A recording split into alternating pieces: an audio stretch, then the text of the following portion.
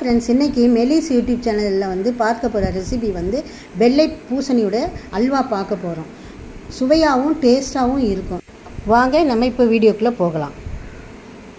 இதுல வந்து நம்ம கலர் போட்டும் செய்யலாம். கலர் போட்டா உடம்புக்கு கெடுதி. அதனால நம்ம வந்து குங்குமப்பூ வந்து ஒரு பிஞ்ச் நான் அதுல போடுறேன். போட்டு இத கொஞ்சம் yellow கலரா வரும். அது பிறகு நம்ம அல்வா செய்வோம். இதில் பாருங்கள் குங்குமப்பூ வந்து போட்டிருக்கேன். இப்போ அது வந்து வேக வைக்கும்போது அந்த கலர் மாறிடும், எல்லோ கலராக மாறிடும். அல்வா பாருங்கள் இந்த மாதிரி வேக வச்சு கொண்டு வந்திருக்கேன் பாருங்கள். இதில் வந்து குங்குமப்பூ போட்டோன்னே நல்லா கலராக இருக்குது பாருங்கள். நம்ம கலர் பவுடர் போடுறதோட இது போட்டால் உடம்புக்கும் நல்லது, பிள்ளைங்களும் நல்லா சாப்பிடுவாங்க. இப்போ நம்ம அல்வா எப்படி செய்கிறதுன்னு பார்க்கலாம் வாங்க.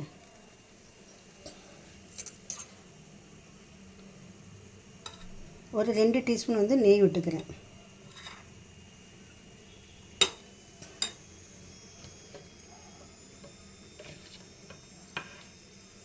ஒரு டீஸ்பூன் வந்து கொஞ்சம் எண்ணெய் விட்டுக்கிறேன்.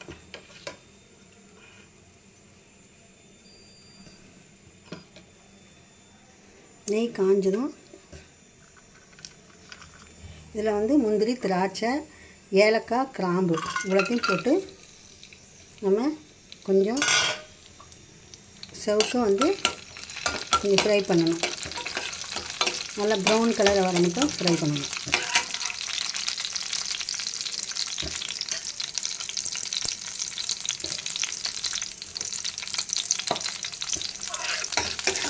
ரொம்ப கருக விட்டுறக்கூடாது.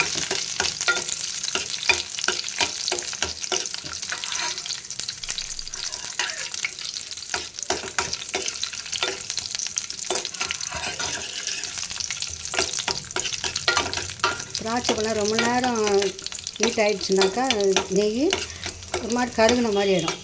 கொஞ்சம் கலர் மாதிரி வரும்போது நம்ம இந்த அல்வா இந்த வேக வச்ச பூசணிக்காய் வந்து இதில் போடணும்.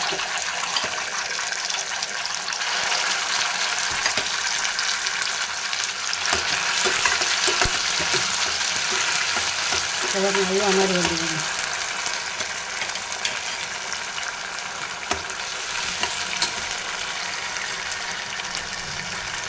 நல்லா எண்ணெய் நெய்யும் அந்த எண்ணெயும் மேலே தெளிஞ்சு வர மட்டும் நம்ம கிண்டிக்கிட்டே இருக்கணும்.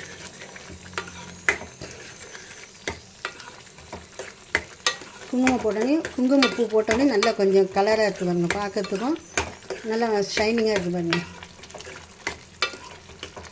நல்லா குக்கரில் நீங்கள் நல்லா வேக வச்சிட்டிங்கன்னா 2-3 விசில் கொடுத்து வேக வச்சிட்டிங்கன்னா நம்ம இதில் ஈஸியாக டக்குன்னு செஞ்சிடலாம் அல்வாவை. ரொம்ப நேரம் தண்ணி ஊற்றி வேக வைக்கிறதோட குக்கர்லேயே வேக வச்சிட்டிங்கன்னா வேலை முடிஞ்சிடும்.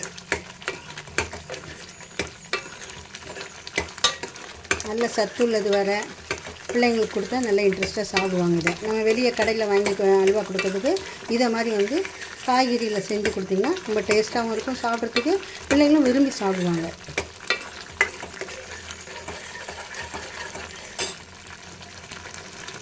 இப்போ வந்து இதில் சர்க்கரையும் உப்பையும் வச்சுருக்கேன், இதிலே போட்டுட்டேன்.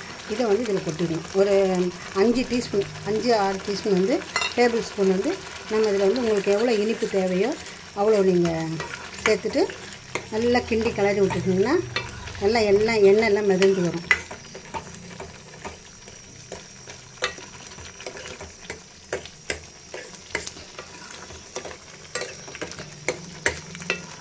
நல்லா எண்ணெய் வந்து வரணும்.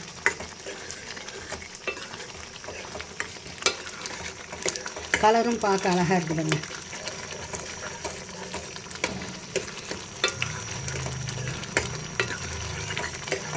இப்போ பிள்ளைங்களுக்கு லீவ் டைமில் இந்த மாதிரி வந்து நம்ம வந்து காய்கறியிலே இந்த மாதிரி அல்வா, பீட்ரூட் அல்வா இருக்குது, கேரட் அல்வா இருக்குது, பூசணிக்காய் அல்வா இருக்குது.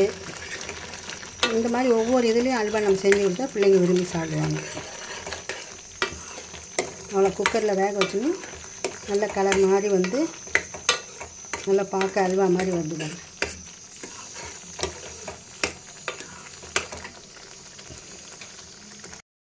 ஒரு அல்வா இப்படி வருது பார்த்தீங்கன்னா கலர் மாதிரி வருங்க. இப்படி வச்சு தேய்க்காதீங்க, இப்படி தான் தெரிக்கும். இப்படி வச்சு தேய்ச்சிங்கன்னா கரண்டியை தெரிக்காது. மேலே நல்லா சுருண்டு வருதுங்க, எண்ணெயெல்லாம் நல்லா மேலே மிதந்து வருதுங்க.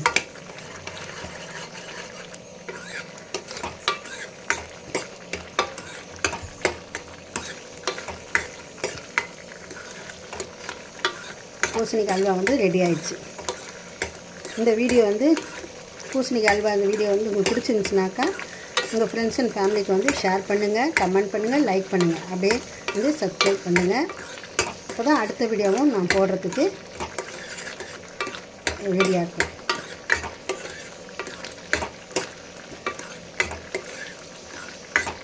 நீங்கள் மென்மேலும் என்னை சப்ஸ்கிரைப் பண்ணால் தான் நீங்கள் வந்து அடுத்தடுத்த வீடியோ போடுறதுக்கும் எனக்கு கொஞ்சம் நல்லாயிருக்கும்.